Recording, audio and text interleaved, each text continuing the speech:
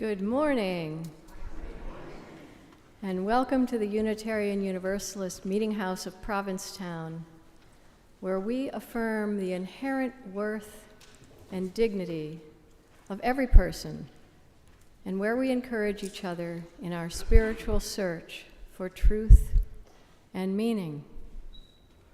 My name's Ellen Anthony. I serve on the worship committee. I'll be your worship host this morning. I also am part of Racial Justice Provincetown, and sometimes I sing in the choir.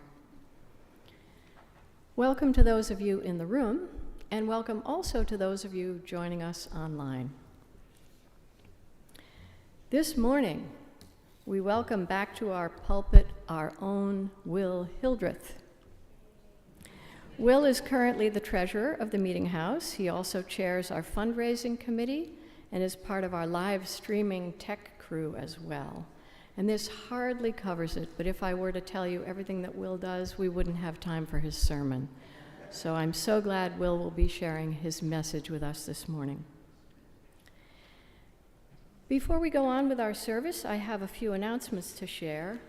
This Thursday evening, we hope you can join us at our winter solstice celebration and ritual. That's at 5 p.m. on December 21, downstairs in Acker Bosworth Hall. All are welcome.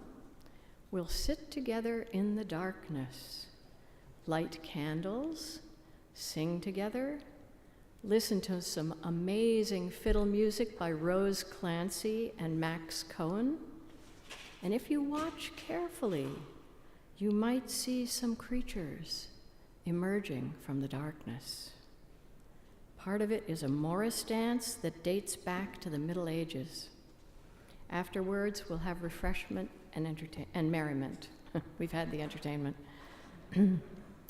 Next Sunday morning, Christmas Eve morning, we hope you'll come to worship at our usual time, 11 a.m. Everyone's invited to wear pajamas, or a bathrobe, or your favorite goofy Christmas sweater. And please bring a holiday treat to share at coffee hour that day if you can. That evening, December 24, at 7 p.m., we will be holding our annual candlelight Christmas Eve service. Come and bring your friends and neighbors. We'll be live streaming that service, although the evening lighting will be a little different than our usual morning services.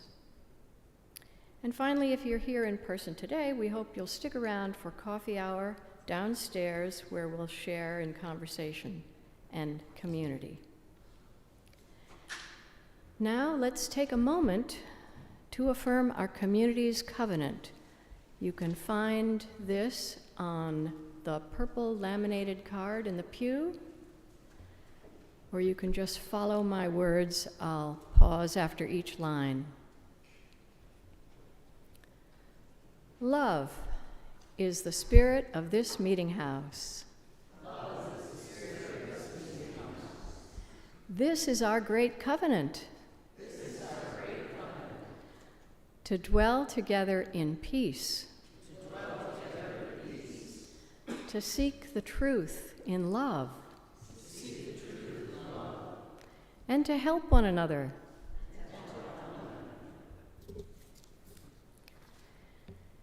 And now, as we light our chalice here in the sanctuary, I invite those of you online to light a candle wherever you are. Not yet, Will. Oh, yeah. Not yet, Will. Okay, good. In this way, we can feel connected, even as we are apart. I invite Karen Rayfield to light our chalice for us as I read these words by Reverend Gretchen Haley.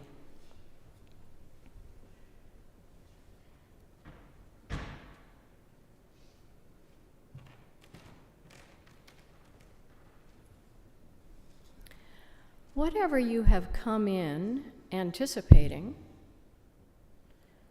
whatever you expect or worry for our world, for the future, for our lives, let it go. Make space in your heart to be surprised. Make room in your soul for a new story to take place. Let astonishment be possible at this life that remains a miracle. Thank you. This is also the third Sunday of Advent, and so we will be lighting 3 candles on our Advent wreath. Here is how Rosemary Morrison explains it. The placing of candles upon a circle of evergreens is an age-old tradition. Lighting additional candles each day or week as the light wanes has been part of human rituals for centuries upon centuries. We are warmed by the glow. We are reminded that the wheel of the season will turn, and brilliant lengthening of days will return. The original Advent wreath in the Christian tradition dates back to the 16th century and included a candle for each of the 24 days leading up to Christmas.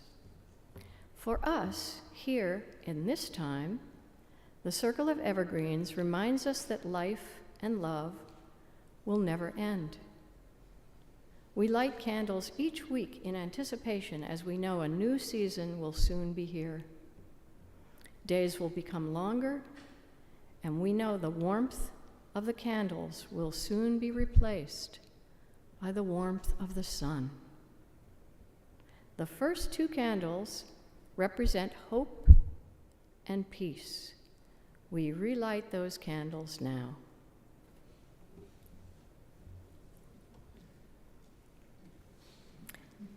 The third candle we light in this Advent season is for joy. Where do we find joy? Is it in the simple things like a warm and fragrant cup of tea? Or in something monumental like the birth of a new baby? In this, the season of sharing, may we find joy in the mundane, in the monumental, in the familiar, and the strange. Joy can sometimes be elusive, so we light this candle to help guide our way. We light the candle of joy.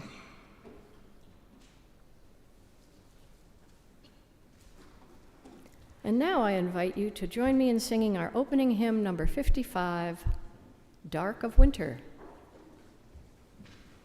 This hymn has been accompanying us all through the month of December, and we hope it's like a familiar friend to you. Number 55 in the gray hymnals, Dark of Winter. Please rise as you are able.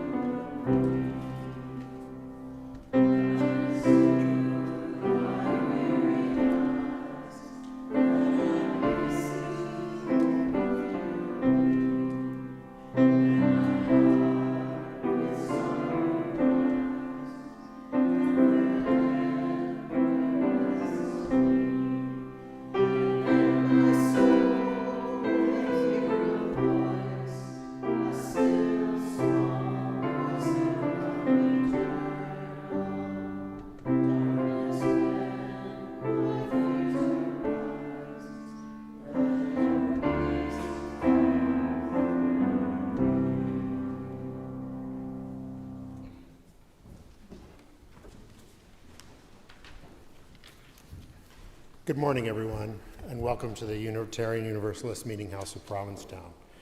My name is Will Hildreth. I invite you now into a time of meditation and prayer. During this time, or at any time during the service, you're welcome to light a candle silent candle at the table to the right of the pulpit, where there's a journal to record your thoughts and prayers. After our prayer, we will sing together Spirit of Life, hymn number 123, which is also printed on the laminated purple cards in your pews. We'll sing first in English and then in Spanish.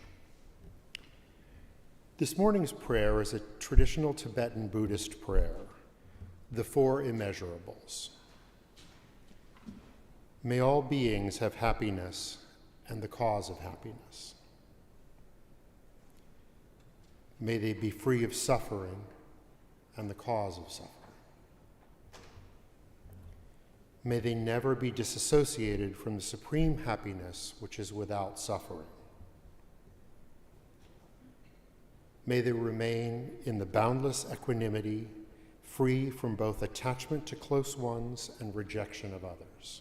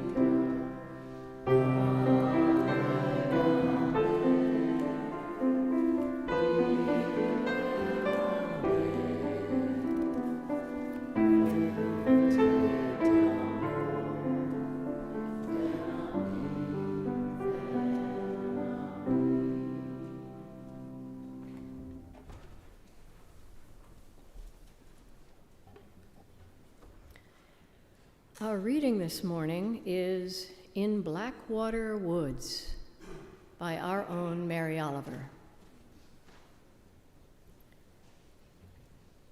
Look, the trees are turning their own bodies into pillars of light, are giving off the rich fragrance of cinnamon and fulfillment. The long tapers of cattails are bursting and floating away over the blue shoulders of the ponds. And every pond, no matter what its name is nameless now.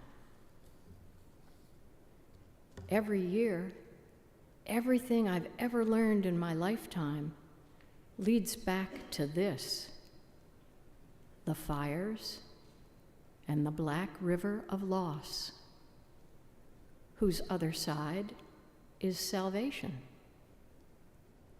whose meaning none of us will ever know. To live in this world, you must be able to do three things: to love what is mortal,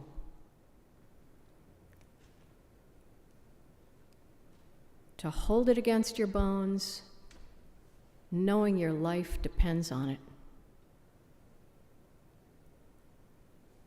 And when the time comes to let it go, let it go.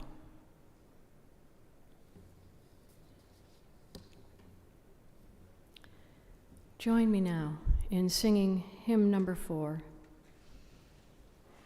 I brought my spirit to the sea. That's 4 in the gray hymnal, I brought my spirit to the sea. Please rise as you are able.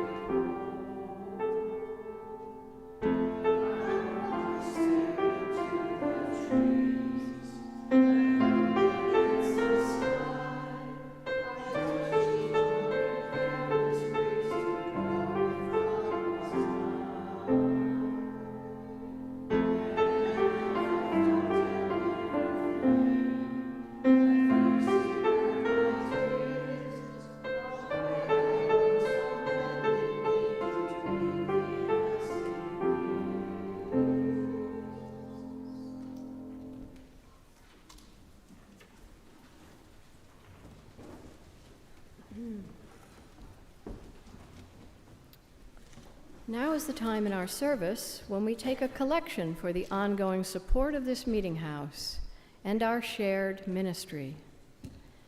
As we enjoy a musical reflection by our choir, our beloved choir, we welcome your donations here in the sanctuary, online, through, here in the sanctuary, or online through PayPal or Venmo.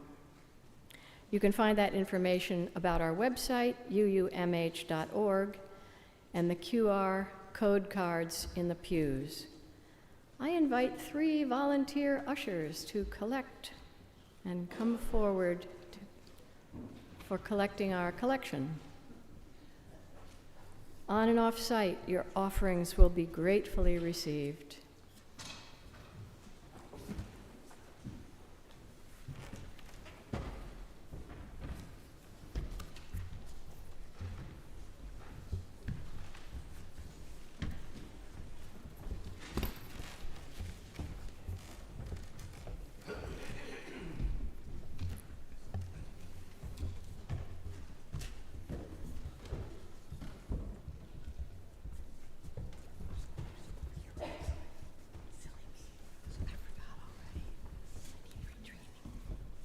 I'm going to invite you. You'll see that the number of the hymn that we're singing is listed in the, give me a name. This. The No, it's sign not. up here. It's not on there. It is. Oh, on that one. Oh, it's no. It was there. This is not a senior moment. But it's 10 teal book. You get to use both hymnals. And you get to choose a part because this is a round, which means two parts. This is part one, and I'll be singing with them. So once you start, you do not end. Part two, there's a little circle that has a number 2 in it. And part 2, which is here, you will follow them through the end. Always start at the beginning. Okay? Thanks. Some of you know this hymn. Return again.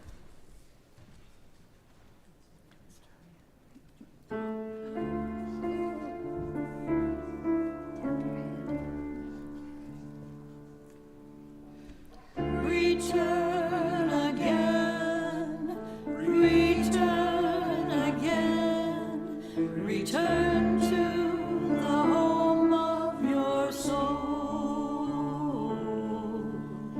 Return again, return again, return to the home of your soul. Return to who you are, return to what you are, return to where you are, born and reborn again.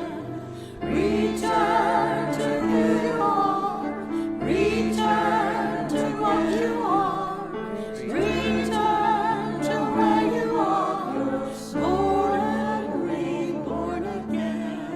Return again, return to get you are, return to the way of your soul and reborn again.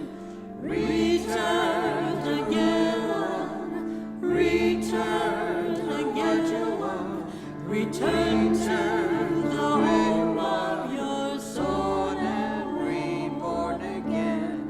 Return to who you are, return to what you are, return to where you are, born and reborn again. Return to who you are, return to what you are, return to where you are, born and reborn again. Return to who you are, return to get you are, return to where you are, your soul and reborn again. Return again, return to get you are, return to the home of your soul and reborn again.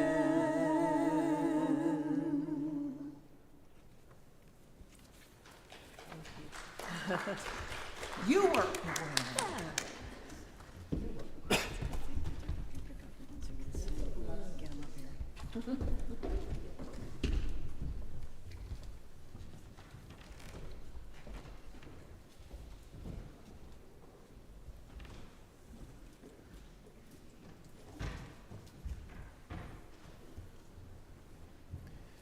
Good morning. I grew up with a hardwired sense of impermanence, as my mother and birth father divorced before I was 2. In addition to that, my mother had lifelong type 1 diabetes. Because of this, I grew up knowing that her time with us might be limited. When I was about 10, as a complication of her diabetes, my mother ended up in the hospital overnight. And a well-meaning but misguided adult friend of the family who was staying with us leaned in close to me and said, "It must be hard to live with the daily knowledge that your mother could die." Really? My eyes widened, and while I understood her condition, I hadn't ever thought of it that way at 10 years old. Never mind that this was a wildly inappropriate thing to say to a frightened 10-year-old, but it did prompt my mother and I to have some very deep conversations about her illness and mortality and love and loss. In those conversations, she assured me that she'd be around for a long time more, which was true. These things led me to grow up with a lot of anxiety about change and loss. The fear of loss colored a lot of my life and crops up in habits of seeking permanence or reassurance that the people I care about won't go away. This is a challenge because people do go away. Circumstances and situations change. Folks die or leave, and still the world spins on.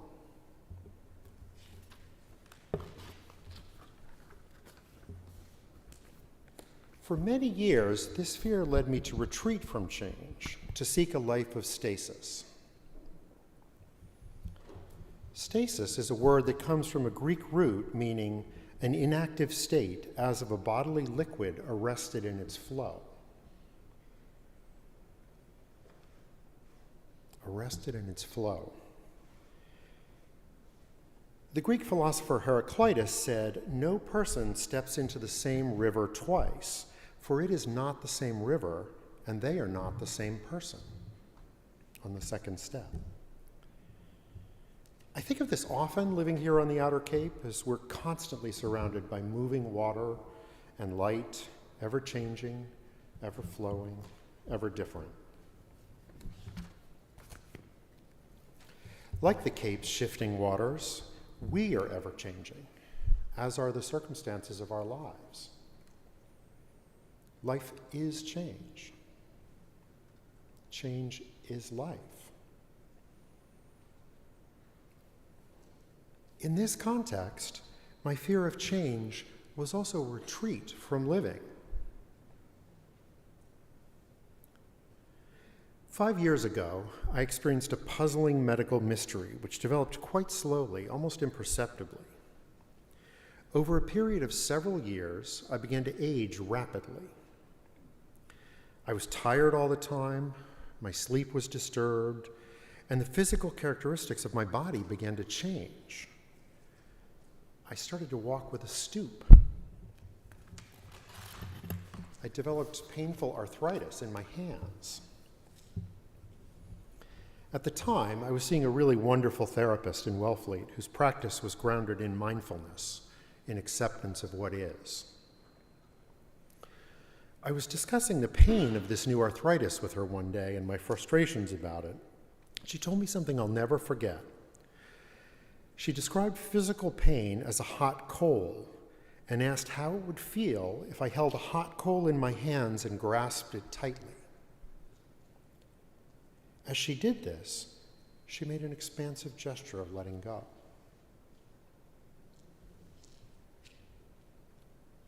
The lesson was clear. If I stay attached to pain, holding it close, it will become a larger presence in my life. Now, this is not to say that we can eliminate pain or to dismiss the reality of human suffering. Instead, it's to say that the way I hold pain or suffering has a deep, deep effect on my experience of it. It was a very powerful teaching that she shared with me that day.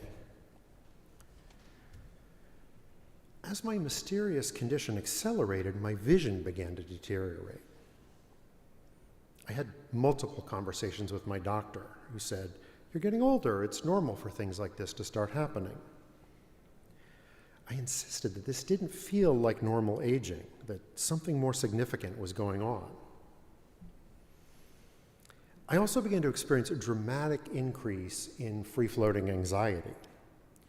A pervasive sense of dread gripped me, a fear that I'd die or someone I loved would be in an accident or be taken from me.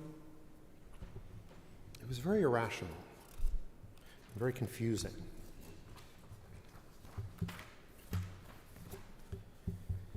These are natural human fears, but somehow they felt amplified, intensified.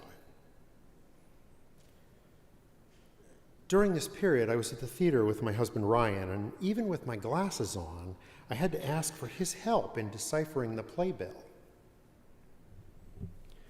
A few weeks after that, I had a fender bender in the parking lot at Montano's because my peripheral vision was compromised and I didn't see the parked car as I backed up.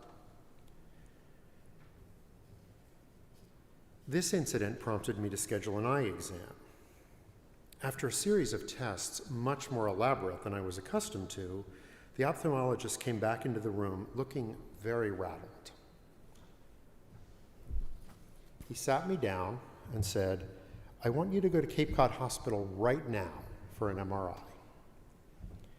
I think you might have a pituitary tumor. If you do, the pressure on your optic nerve may be what's causing your vision issues." An hour later, I was shivering in a hospital gown, sliding into the tunnel of the MRI machine at Cape Cod Hospital.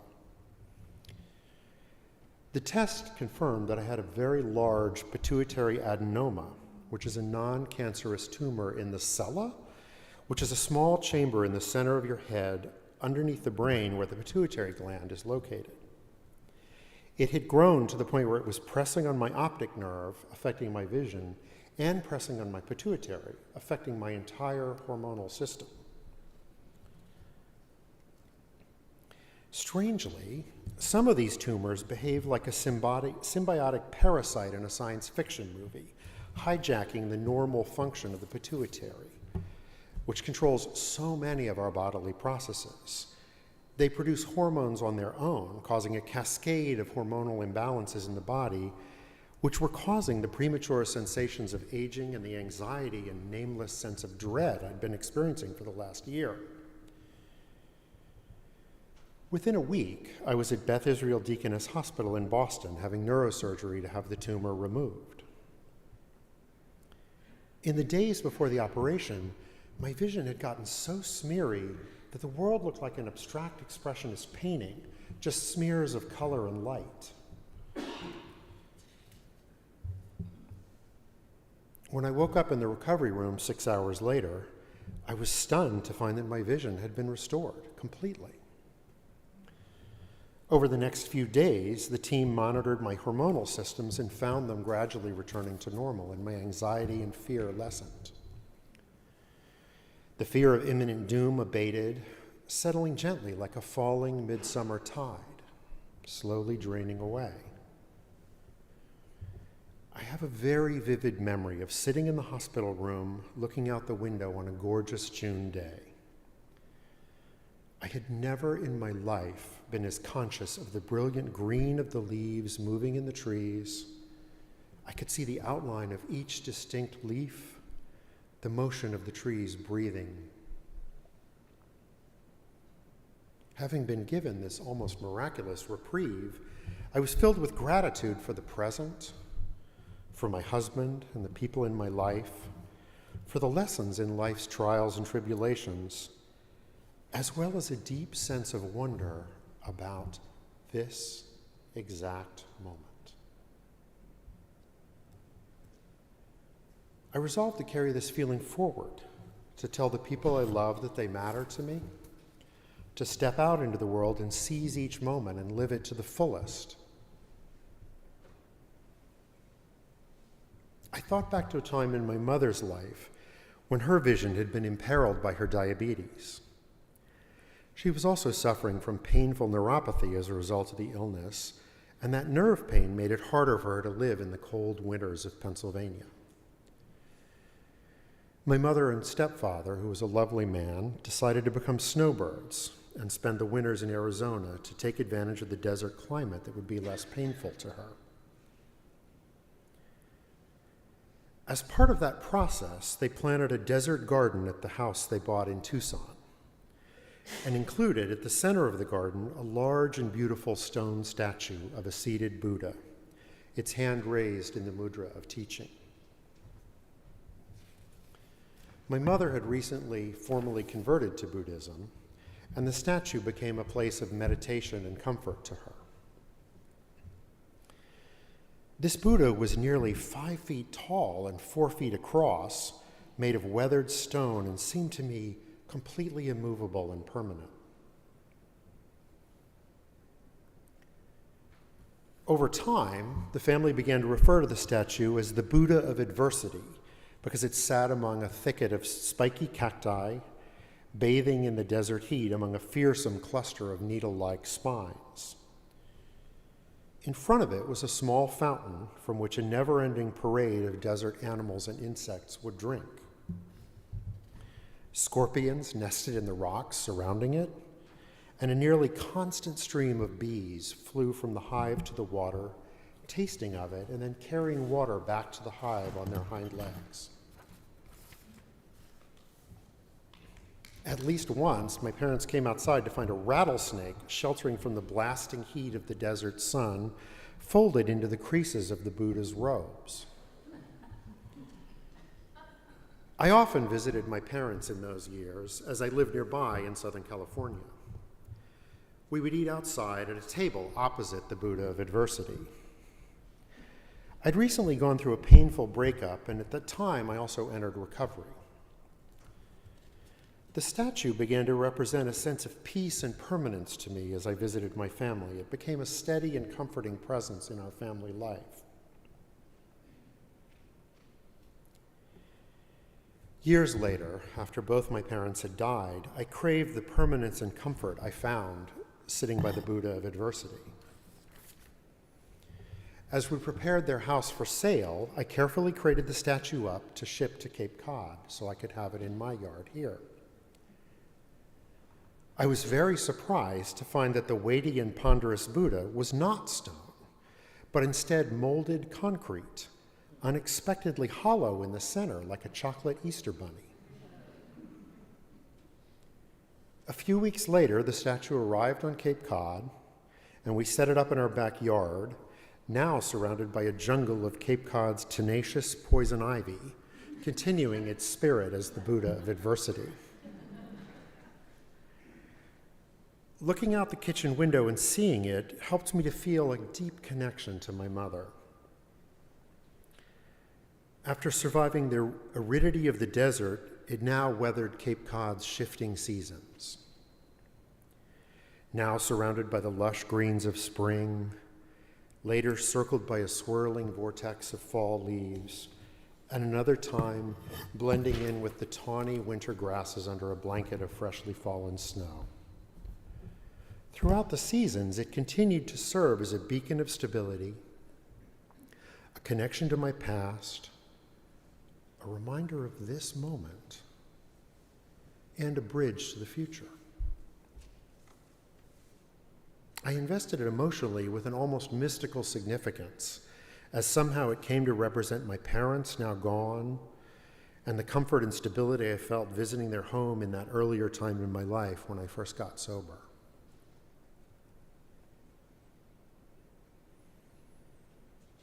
When Ryan and I moved recently from North Truro to Truro Center, I began to plan for how I would incorporate the Buddha of Adversity into the yard at the new house. It became central to the vision of the garden I was planning. Where would it sit? What plantings would surround it this time? Brambles? Blackberry thorns? I also decided it would become a resting place for the ashes from my parents' cremation, furthering the sense of permanence and connection it gave me.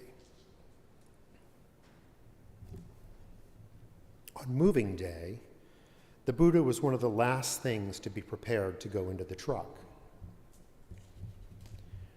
The supervisor of the moving crew came to me. I had told him an abbreviated version of the story of the Buddha, and he said somewhat sheepishly to me, "Well, I'm afraid we won't be able to move your mother's Buddha statue." I felt an icy pang, almost as if I'd been stabbed, and a sense of rising panic. The foreman explained to me that the concrete was crumbling, that the statue was far too fragile to move safely, that it would be destroyed if they tried to move it.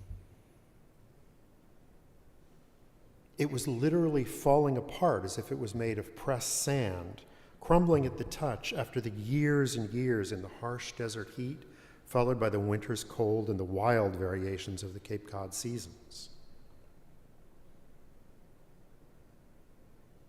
I was stricken. the statue had become central to my vision of our new home, to my sense of connection to my parents who are long gone, and to the deep sense of permanent comfort and peace that I felt every time I contemplated it. As I felt the sense of loss rising in my throat, I smiled wryly. I remembered. The Buddha taught us that attachment was the source of so much human suffering. In holding tightly to the Buddha statue, to the hot coal of my grief, I only made it worse.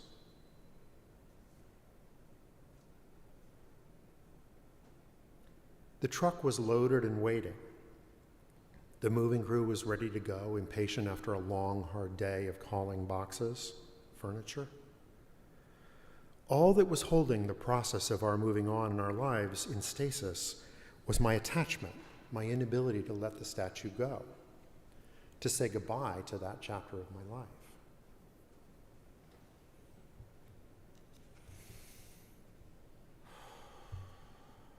I took a deep breath and let it out slowly. Okay, the statue can stay, I told the foreman. The crew closed up the truck and drove off, leaving me to make peace with the Buddha of adversity.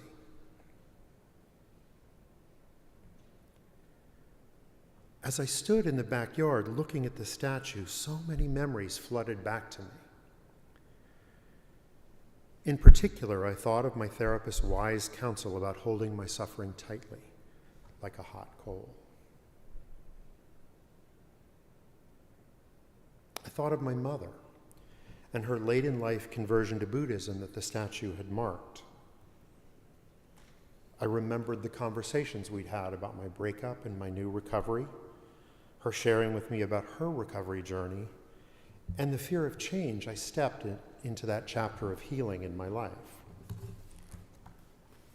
The change was for the better, but still scary. This seems impossible, but I felt in that moment as if I heard my mother's voice whispering, "It's okay, Will. Let it go."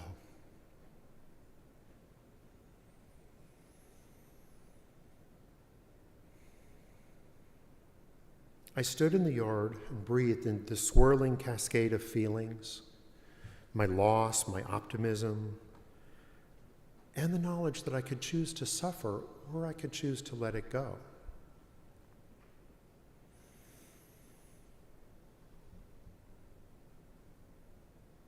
I took another deep breath and I let go.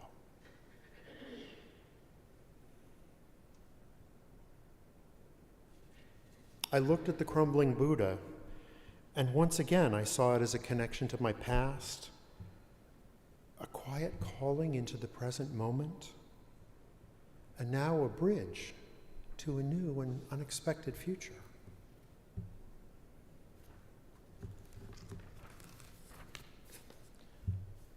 Suffering is a part of life. There's cruelty in the world too, and the pain of seeing a world in seemingly irreconcilable conflict. We all experience the heartache and the 1,000 natural shocks the flesh is heir to. This is not to minimize those struggles. My attachment is a choice, and in clinging to outcomes, to people, to places or things, to memories, to feelings, to my expectations,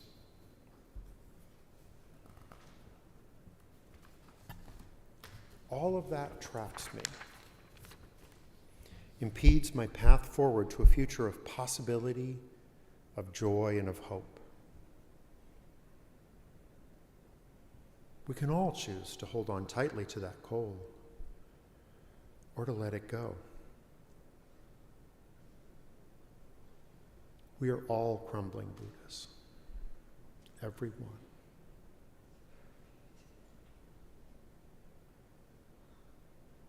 Thank you.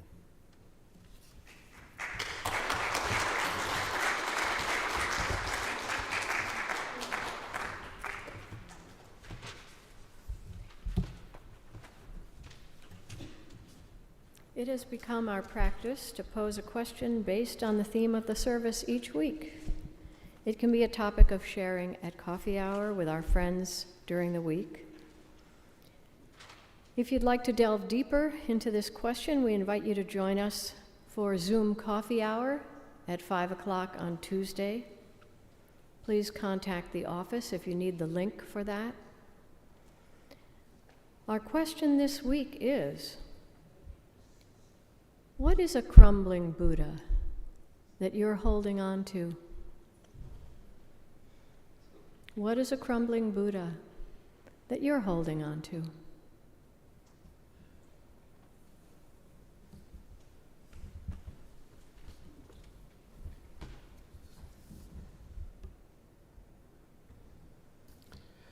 I'll end with these closing words from Alexandra Vassilou. Letting go will teach you the art of being soft and humble,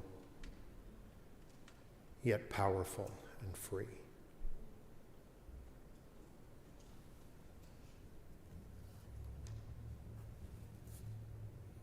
Go in peace. Thank you.